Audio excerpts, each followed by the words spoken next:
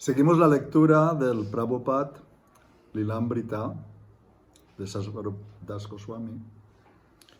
Estamos leyendo el volumen 4, capítulo 6. El título, Un Parivrajacacharya de la era de los Jets, mayo de 1971. Srila Prabhupada se preparó para una extensa gira mundial. Aunque el itinerario no estaba definido, su plan general era viajar mucho durante algunos meses, luego recorrer Estados Unidos, visitar Londres y volver a la India.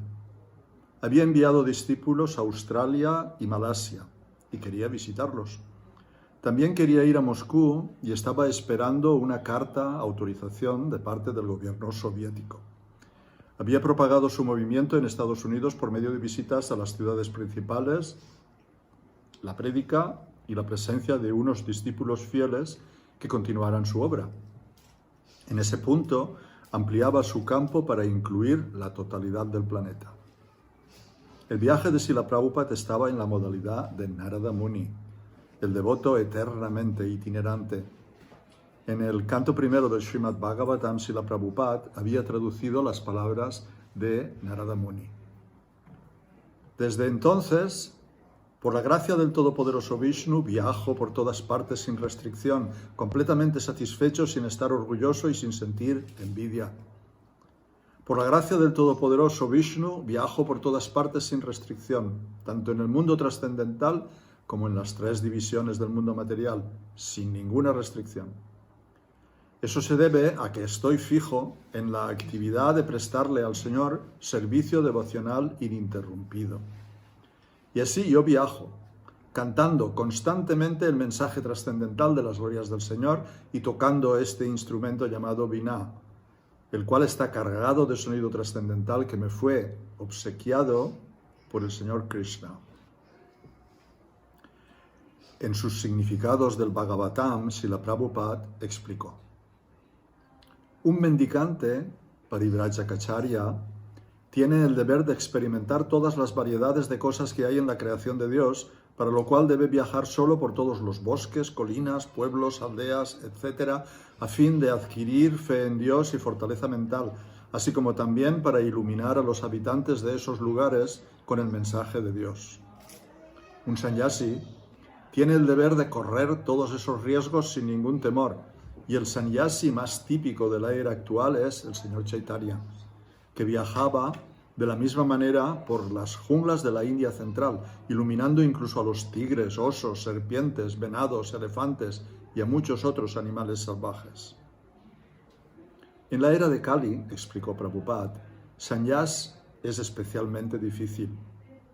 No obstante, si alguien toma sannyas, en esta era se recomienda enfáticamente el servicio devocional que consiste en oír y repetir las sagradas glorias del Señor, y aquel que hace el voto de renunciar a la vida familiar no tiene que imitar al Parivrajacacharya como Narada o el Señor Chaitanya, sino que puede sentarse en algún lugar sagrado y consagrar todo su tiempo y energía a oír y recitar reiteradamente las escrituras sagradas dejadas por los grandes acharyas, tales como los 6 Goswamis de Vrindavan. Aún así, Prabhupada viajaba como un misionero mendicante, un Parivrajacacharya. Habiendo alcanzado ya la etapa avanzada en la que los devotos puros residen en Vrindavan y cantan Hare Krishna de manera incesante, él estaba viajando por el bien de todo el mundo. Él, como Narada, viajaba a todas las partes del globo. Un diario de la India lo había descrito con toda justicia en el título de una nota. Él era un Parivrajacacharya de la era de los Jets. Unos pocos brahmacharis recién iniciados por Srila Prabhupada habían estado predicando solos en la tropical Malasia durante varios meses. Había casi 1 millón de hindúes en dicho país, muchos de ellos ricos e influyentes, y los brahmacharis se estaban vinculando exitosamente con ellos. Durante un programa organizado en un templo hindú de Kuala Lumpur, un médico del sur de la India y su esposa, que era abogada, expresaron su aprecio por los devotos y se ofrecieron a donar una casa y una parcela de tierra a ISKCON. Cuando los devotos visitaron la propiedad y vieron que la oferta era seria, le informaron a Prabhupada que decidió visitarlos. Prabhupada, acompañado por su discípulo Bhagavan, voló desde Bombay hasta Kuala Lumpur. Puesto que planeaba seguir luego hacia Sydney para instalar las deidades Radha Krishna en el nuevo templo, llevó a las deidades consigo, las mismas Radha y Krishna que habían presidido el Pandal de Bombay. El señor Krishna viajó en una caja de madera, en el compartimiento de equipaje. Por su parte, Srimati Radharani, envuelta en telas, descansó en el regazo de Bhagavan. Al poco tiempo de llegar a Kuala Lumpur, Prabhupada dio clases ante una gran audiencia en la casa de su anfitrión. Estoy muy contento de informarles que llegamos a Malasia muy rápido, que a mi llegada hubo una linda reunión y luego viajamos fuera de la ciudad. Ayer estuve muy ocupado todo el día. Durante 2 días se alojó en casa de un rico comerciante sindhi de Kuala Lumpur. La casa era grande y lujosa, con gruesas alfombras y grandes espejos. Pero cuando Prabhupada supo que sus anfitriones comían carne, rehusó comer nada, excepto frutas y leche, aunque sus discípulos ofrecieron cocinarle. Habiendo viajado por todo Malasia, consideraban que comer en la casa de anfitriones carnívoros estaba permitido, mientras pudieran preparar su prasadam en ollas que no se hubieran usado para cocinar carne.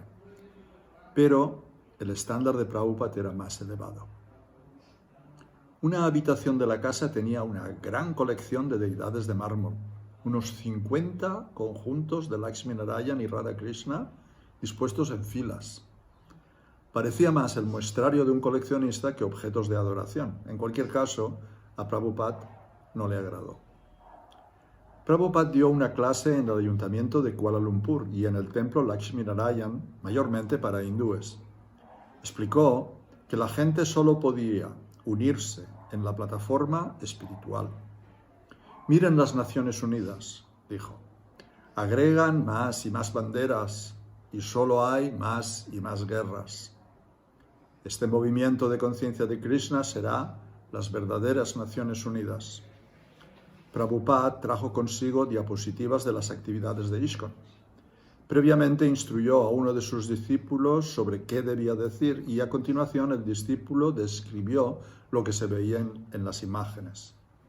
Cuando en una de las diapositivas apareció el Ratha Yatra en Trafalgar Square, Londres, Prabhupada le indicó al devoto: ahora ya no es más Lord Nelson, ahora es Lord Jagannath. Cuando Prabhupada conoció a la pareja que ofrecía el lote de tierra, descubrió que el acuerdo estaba sujeto a ciertas condiciones importantes.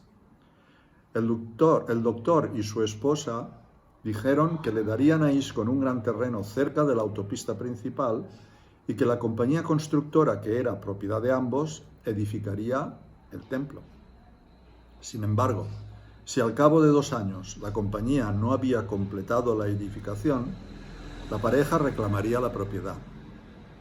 Siempre ansioso de considerar cualquier donación seria de tierra, Prabhupada aceptó, pero sabía que estas ofertas, por lo general, están sujetas a condiciones muy estrictas.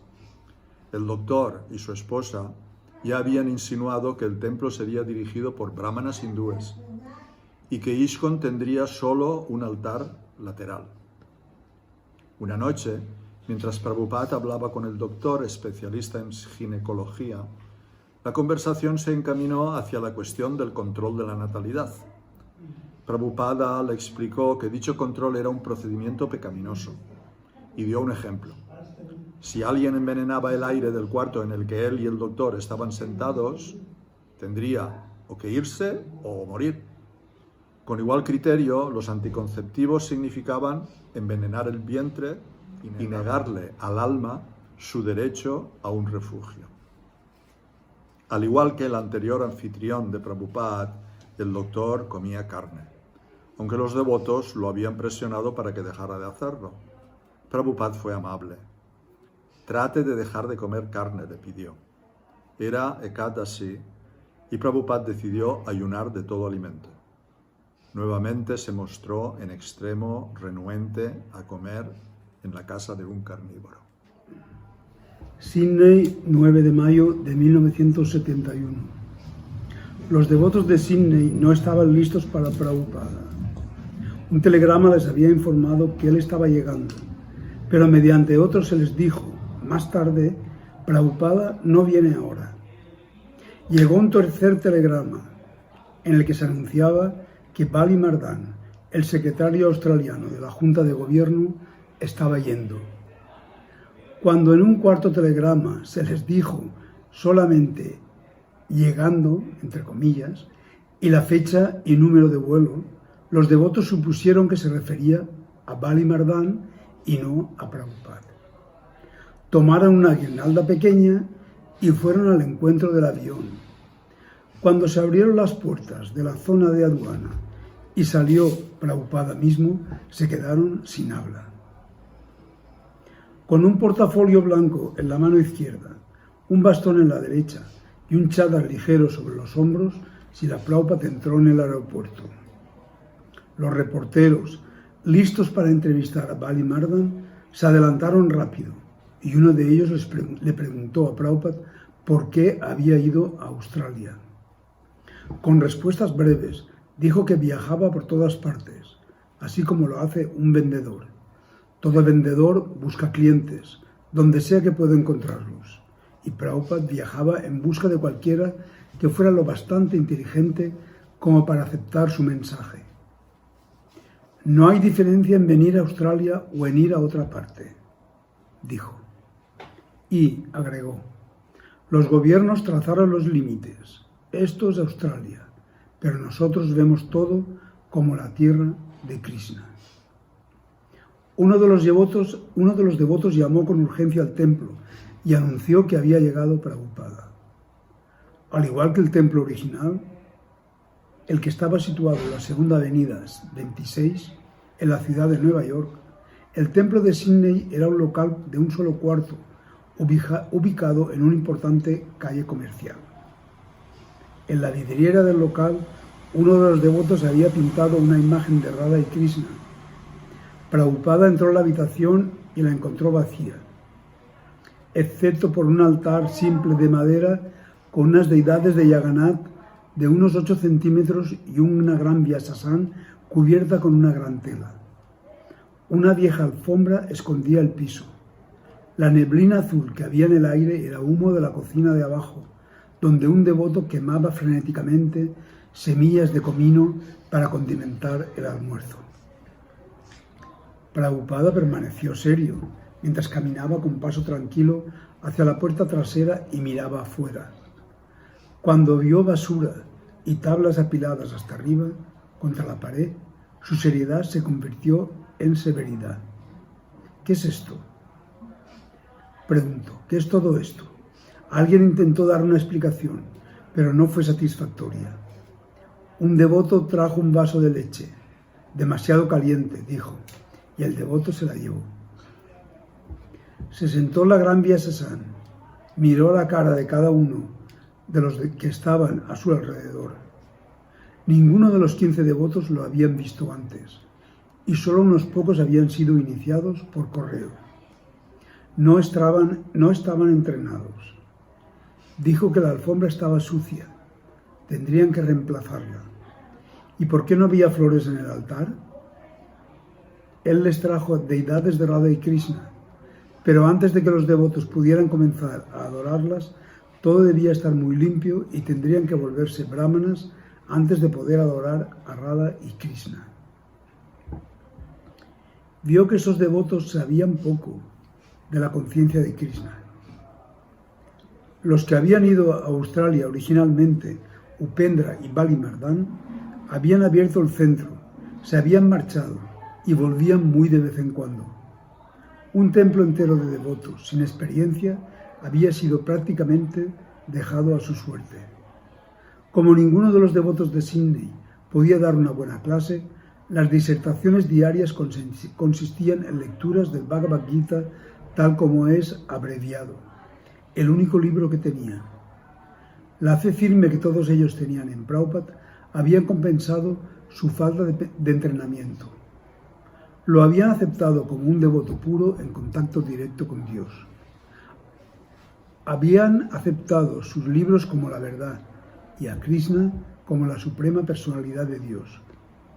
Pero desconocían muchas cosas prácticas tales como cocinar, dar clases y adorar a las deidades.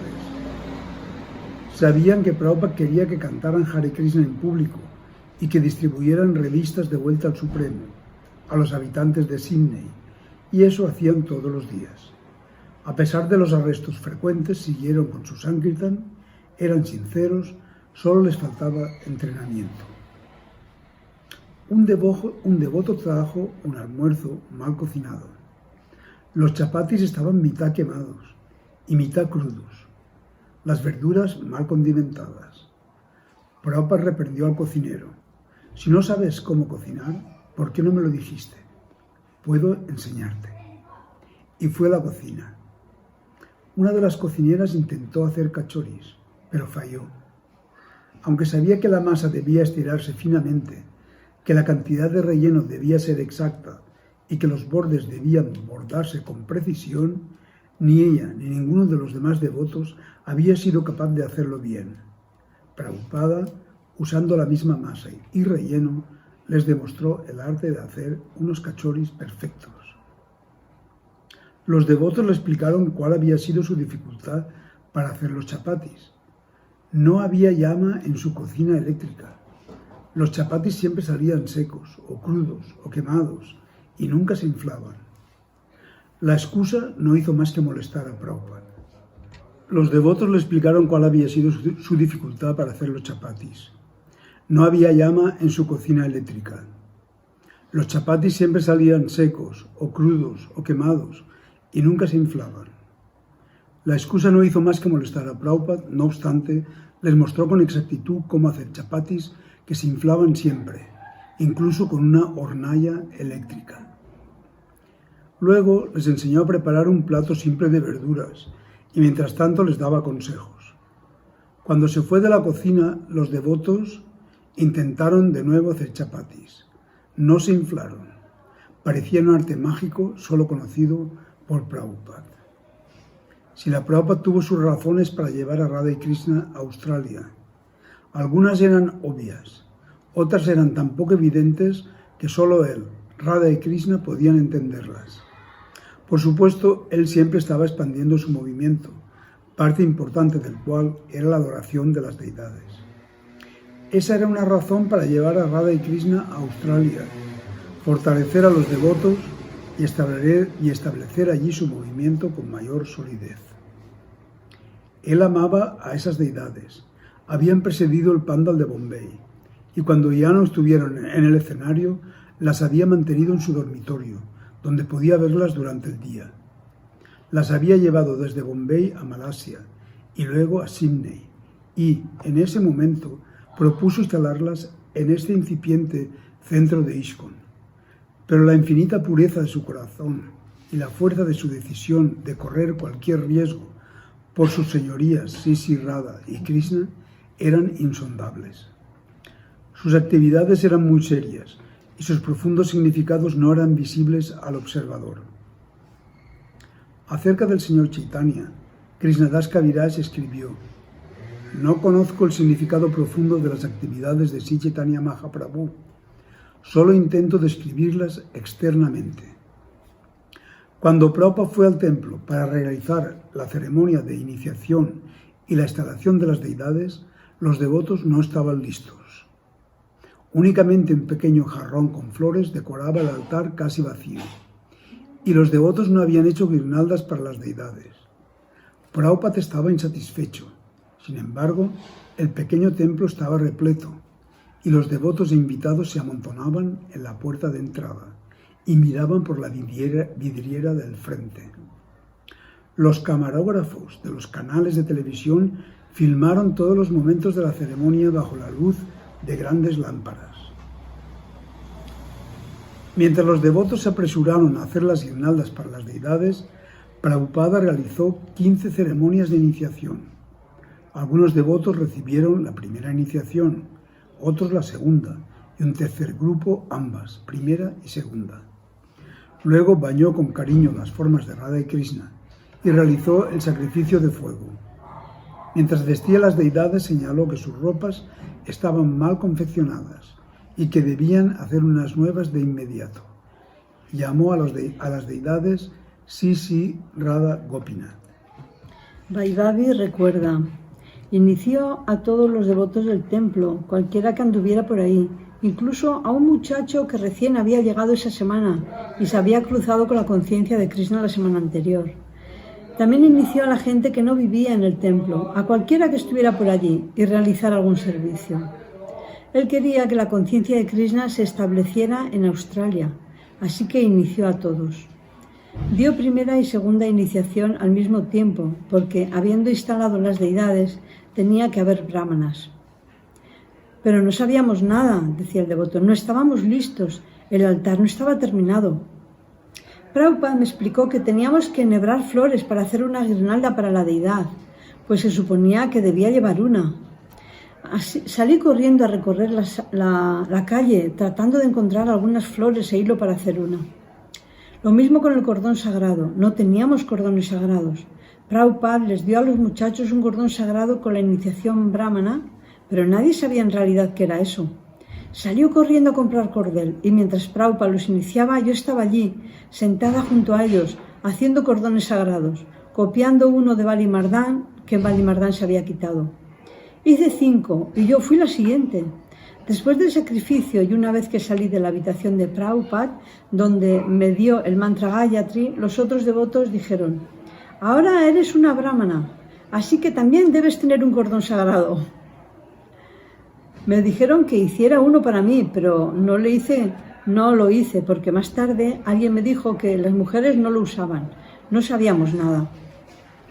En el Sydney Grammar School, una escuela primaria de élite para varones, Prabhupada dirigió a sus discípulos y a un grupo de estudiantes en una procesión de kirtan por el patio. Participaron unos 200 muchachos y varios maestros.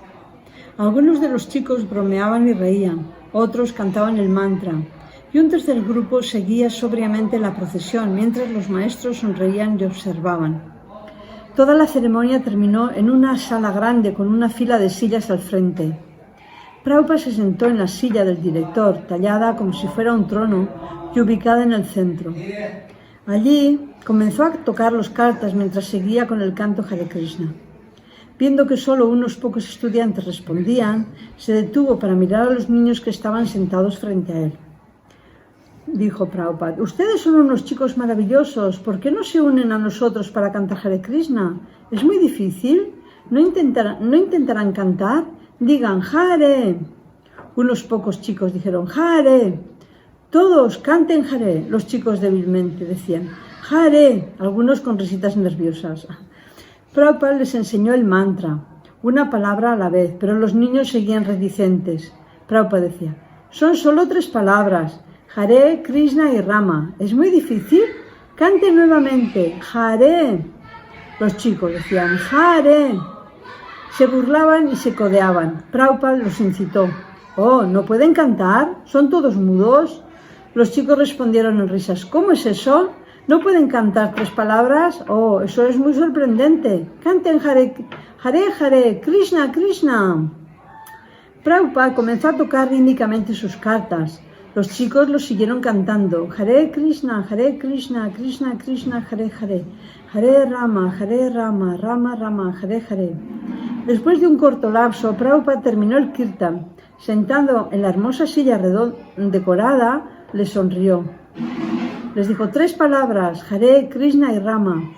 ¿Saben quién es Dios? ¿Algunos de ustedes pueden levantarse y decirme quién es Dios? Hubo silencio, luego murmullos. Finalmente, un chico de 12 años se puso de pie. Sus compañeros lo aplaudieron y rieron. Oh, gracias, dijo Prabhupada. Ven aquí. El chico se acercó. ¿Sabes quién es Dios?, preguntó Prabhupada. Sí, contestó, Dios es la autorrealización y Dios se encuentra en la mente inconsciente. Gracias. Los chicos aplaudieron de nuevo. No, espera, no te vayas, dijo Prabhupada. Ahora explica qué quisiste decir. ¿Qué es autorrealización? El niño dijo, es aprovechar los poderes de la mente inconsciente y verte a ti mismo. Prabhupada, ¿crees que la mente es inconsciente? La mente es inconsciente, dijo el niño. Para entender el inconsciente tienes que saber qué es la conciencia. No estoy hablando de conciencia, sino del inconsciente, decía el niño.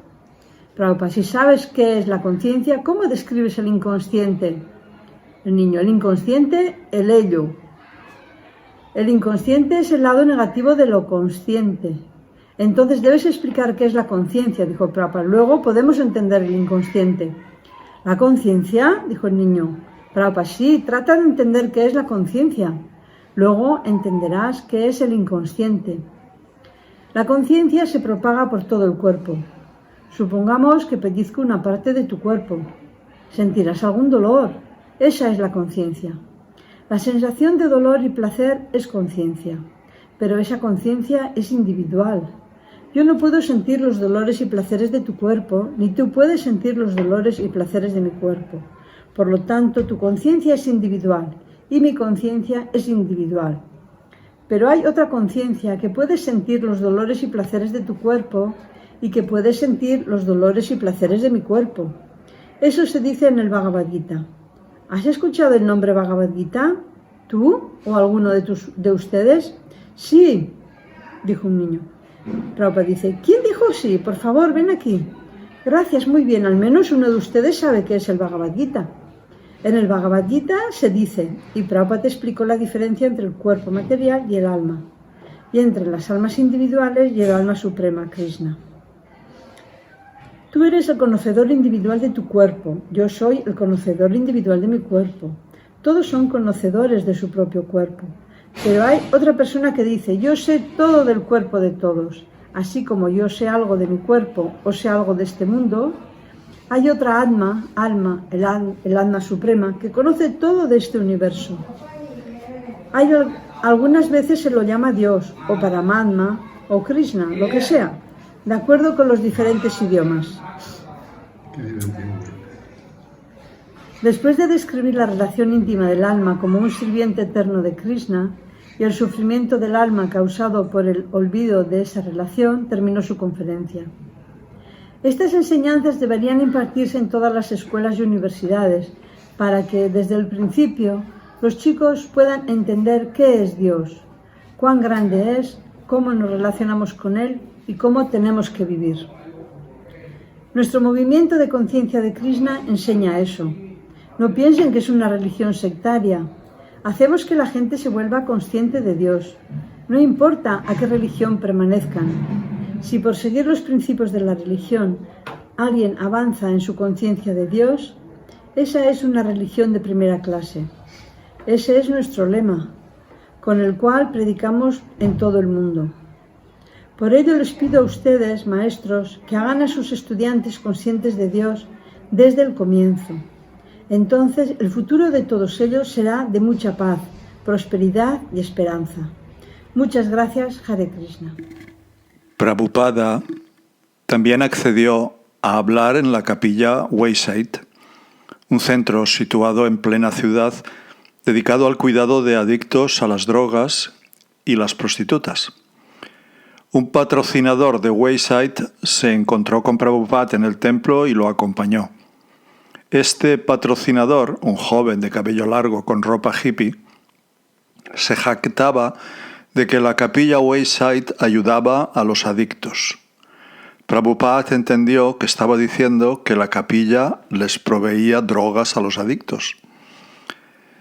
En Wayside, un escéptico de la audiencia lo desafió. Prabhupada explicó que el canto de los santos nombres de Dios era la única manera de ayudar realmente a la gente. Pero el cínico lo provocó. ¿De qué sirve en verdad este canto de Hare Krishna? Te salva de la muerte, respondió Prabhupada de manera enfática. 12 de mayo de 1971. En su cuarto de Sydney, Prabhupada escribió el prefacio de la inminente edición del Bhagavad Gita tal como es. Era lo único que le faltaba al libro que estaba listo para ser impreso por la editorial Macmillan Company. Esta empresa había accedido a imprimir el manuscrito sin abreviar y el contrato que unía a ambas partes estaba firmado. Prabhupada escribió que, aunque él era conocido por haber fundado el movimiento de conciencia de Krishna en Estados Unidos, en realidad el padre original de este movimiento es el Señor Krishna mismo. No solamente le dio todo el crédito de sus logros a su maestro espiritual, sino que también afirmó que la única cualidad que él había aportado a la obra era que había tratado de presentar el Bhagavad Gita tal como es, sin adulteración. En vez de tratar de satisfacer sus propios sentidos materiales, cada persona tiene que satisfacer los sentidos del Señor. Eso constituye la máxima perfección de la vida. El Señor quiere eso y lo exige. Uno tiene que entender este punto fundamental del Bhagavad Gita. Nuestro movimiento de conciencia de Krishna se lo está enseñando al mundo entero. Y como no estamos contaminando el tema del Bhagavad Gita tal como es, cualquiera que esté sinceramente interesado en beneficiarse con el estudio del Bhagavad Gita debe buscar la ayuda del movimiento de conciencia de Krishna. De este modo, podrá entender en la práctica el Bhagavad Gita bajo la guía directa del Señor. Esperamos, pues, que la gente obtenga el beneficio más grande de todos a través del estudio del Bhagavad Gita tal como es, de la forma en que lo hemos presentado aquí. Y si tan solo un hombre se vuelve devoto puro del Señor, consideraremos que nuestro esfuerzo ha sido un éxito. Prabhupada explicó en su prefacio que publicaba el manuscrito completo del Gita para establecer el movimiento de conciencia de Krishna más sólida y progresivamente. Lo haría presentando literatura trascendental como el Bhagavad Gita, pero también tendría que ir, como dijo el señor Chaitanya, a cada ciudad y aldea, en persona o a través de sus discípulos que actuaban como sus representantes. Y donde sea que fuera, le predicaba el Bhagavad Gita a quien quisiera escucharlo. Al día siguiente, Prabhupada partiría de Australia hacia el gran festival de Pandal en Calcuta. Luego iría a Moscú, París y Los Ángeles. En el Bhagavad Gita, el Señor Krishna dice que ningún sirviente le es más querido que aquel que enseña el Bhagavad Gita a los devotos. Y Prabhupada, en todas sus actividades, ya sea escribiendo un prefacio, dando una conferencia a las prostitutas o a los adictos a las drogas, enseñando a un discípulo a cocinar chapatis sin quemarlos, o concibiendo grandes proyectos, siempre enseñaba el Bhagavad Gita. Y, por lo tanto, siempre fue el sirviente más querido del Señor Krishna. Prabhupada se irguió ante las deidades de Radha Gopinath con las manos juntas. Se estaba yendo después de menos de una semana de estadía en Sydney. Sabía que los devotos no estaban a la altura del estándar requerido para adorar a Radha y Krishna, y también sabía que estaba corriendo un riesgo al confiar su adoración a discípulos neófitos.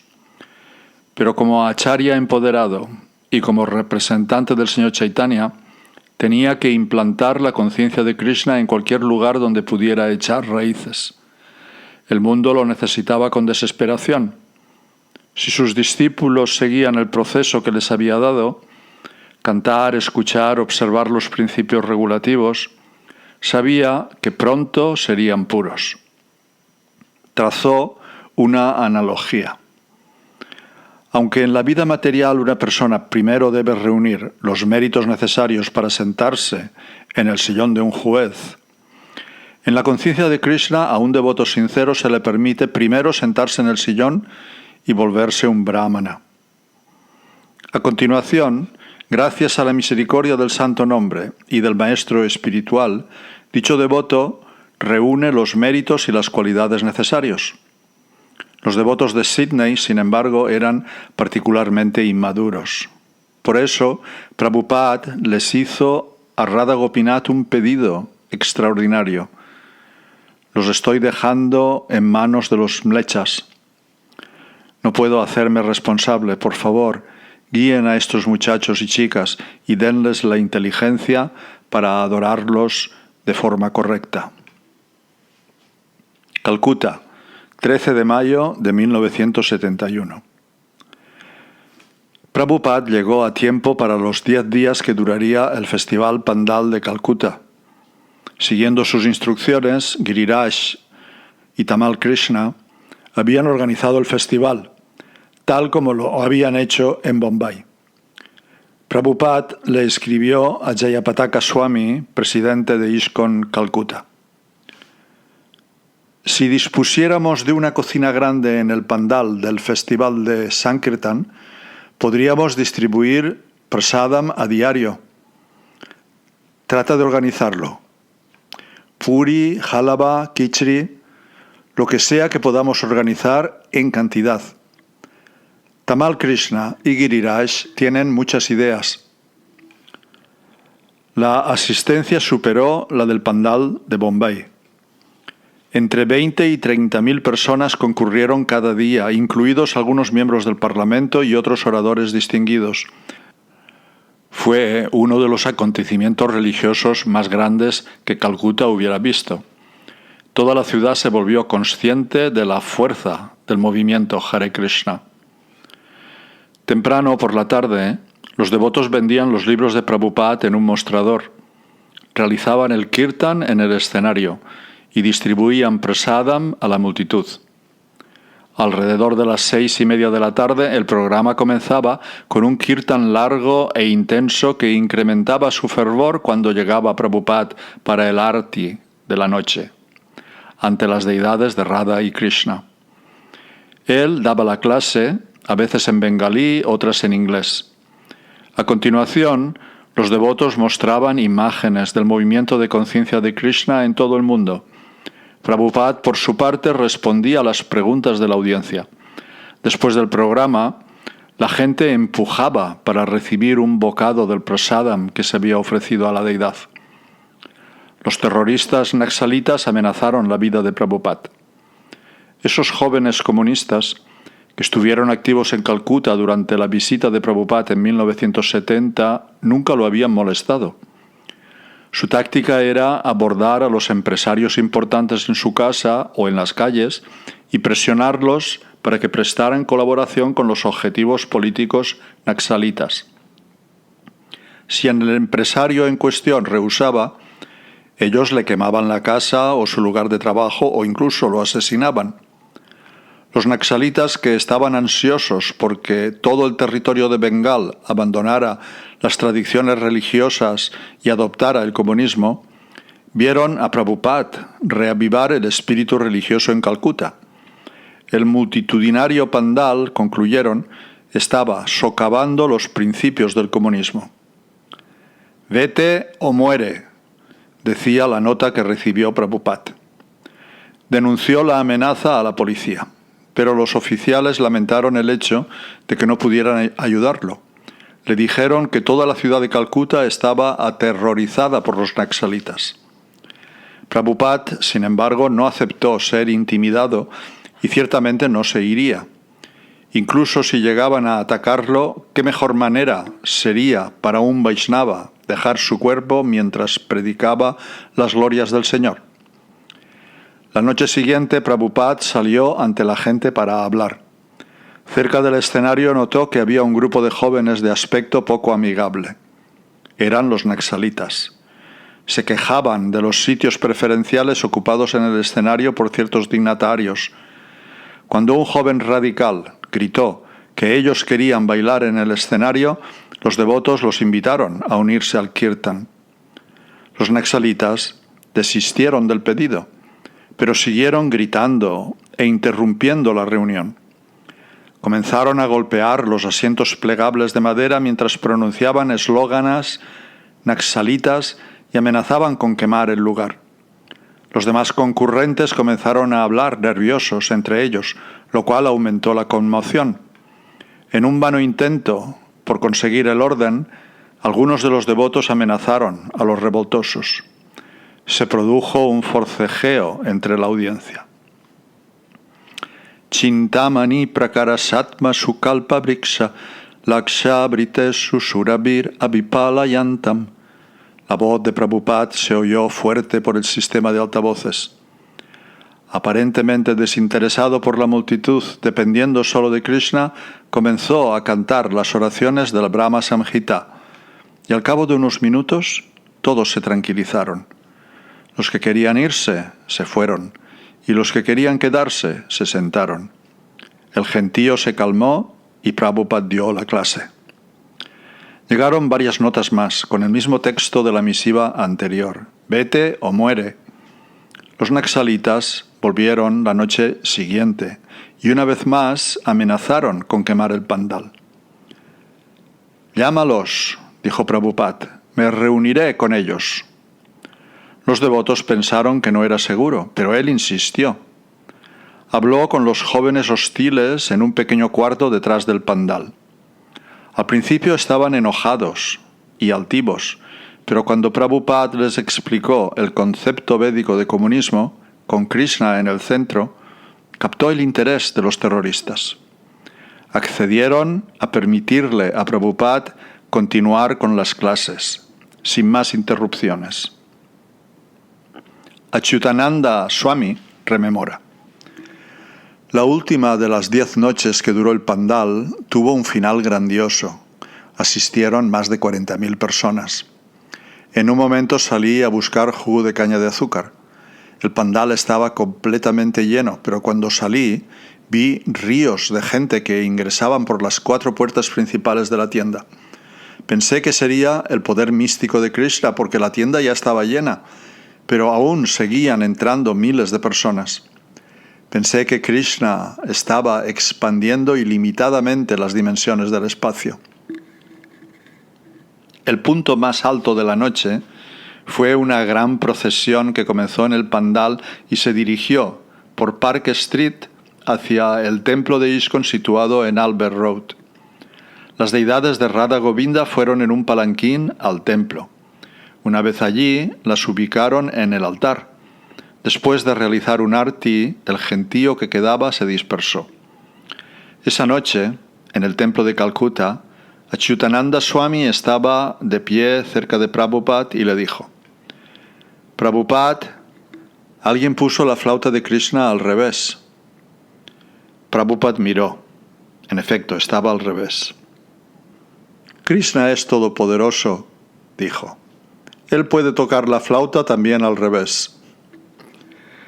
Srila Prabhupada todavía luchaba por obtener un terreno en Mayapur. Había abandonado la idea de que sus hermanos espirituales lo ayudaran. Negoció con unos granjeros musulmanes a través de unos amigos bengalíes. Al regresar de Australia, Prabhupada envió a Tamal Krishna a Mayapur con la orden de no regresar hasta que hubiera comprado un terreno. La misión de Tamal Krishna fue exitosa, ya que, luego de 6 días, regresó a Calcuta con buenas noticias. Había comprado 9 bighas, es decir, poco más de 1 hectárea de tierra en Mayapur. Sin embargo, para los devotos era difícil concebir el valor de Mayapur. Uno de ellos viajó desde Calcuta para ver la nueva propiedad de ISKCON y al regresar le preguntó a Prabhupada: ¿qué vamos a hacer allí? Es un campo vacío, no hay nada. Porque no hay fábricas ni autos, contestó. Por eso piensas que no hay nada que hacer. Pero nosotros vamos a cantar Hare Krishna en Mayapur. Construiremos allí un templo grande y todos los devotos del mundo podrán ir y cantar Hare Krishna en el lugar de nacimiento del Señor Chaitanya. El 28 de mayo, Prabhupada escribió: les alegrará saber que hemos comprado un terreno de 2 hectáreas en Mayapur, el lugar de nacimiento del Señor Chaitanya. Y nos hemos propuesto realizar un lindo festival para Janmashtami durante 2 semanas. En ese momento colocaremos la primera piedra. Deseo que todos nuestros discípulos líderes vengan a la India en ese momento. Son 50 sedes, así que, al menos, debe venir uno de cada una de estas sedes.